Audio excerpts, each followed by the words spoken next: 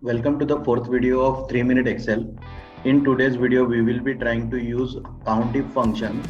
So the COUNTIF function is used to count the selected number of range. Let's say, suppose you need to count out some specific numbers in the data or some specific range in the data.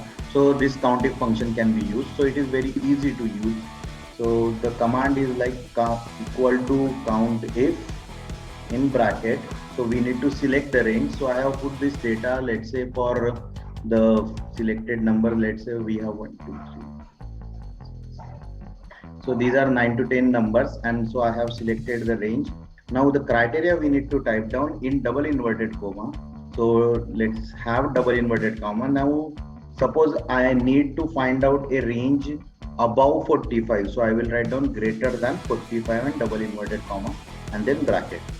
So this is very easy command. So it will show 5 numbers. So let's see how many numbers are there. So we can use the previous knowledge of highlighting the things.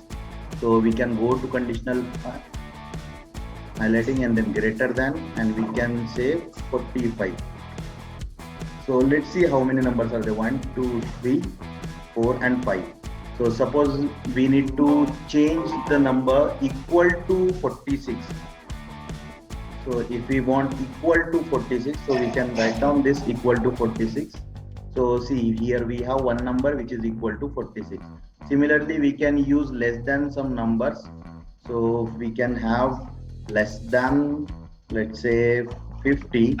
So there are 6 numbers less than 50. We can again set the rule for this data. So we can say less than 50. So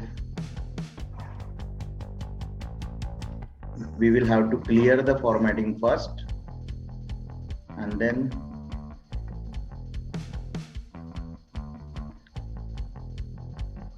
less than 50.